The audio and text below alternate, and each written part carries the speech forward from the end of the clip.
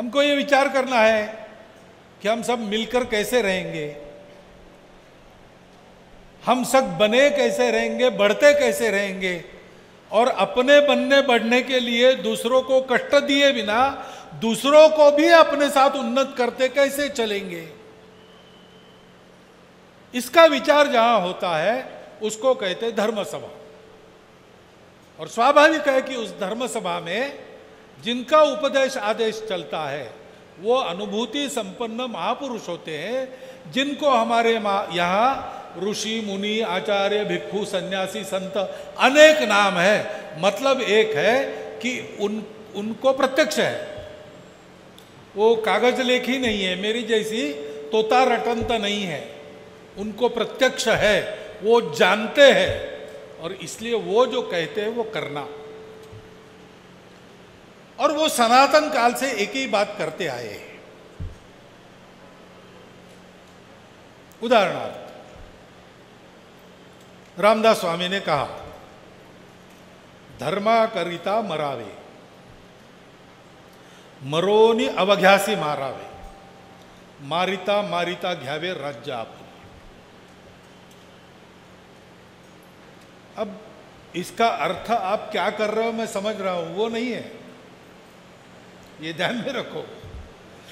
परिस्थिति आती है तब ऐसा करना पड़ता है। शिवाजी महाराज ने किया, पूरा जीवन लगा दिया धर्म रक्षण के लिए, अपने राज्य प्राप्ति के लिए नहीं किया।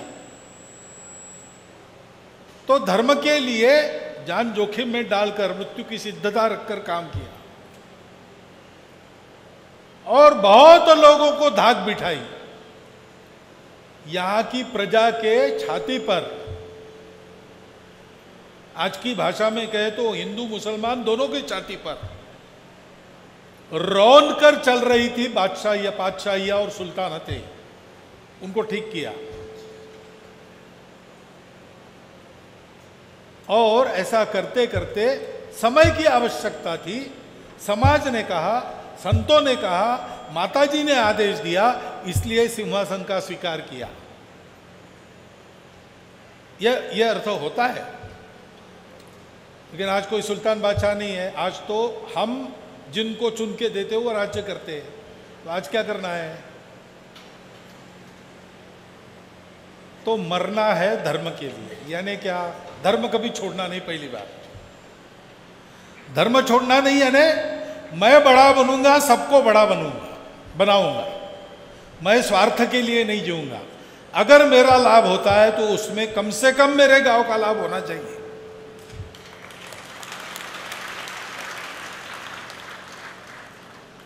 मैं भोजन करूंगा तो अपने यहां तो पहले परंपरा थी, धर्म का कर्म दिया था ना। गृहस्थ गाय के लिए, कुत्ते के लिए, कौवे के लिए, कीड़ों के लिए, चींटियों के लिए,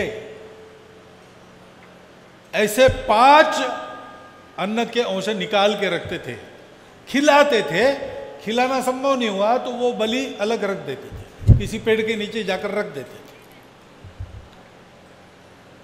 और बाद में गांव में घूमकर कोई भूखा है क्या जिसके भोजन की व्यवस्था नहीं, उसको घर लेके आते थे, अगर है तो उसको खिलाते थे। उसके बाद ही गृहस्थ को भोजन की अनुमति थी।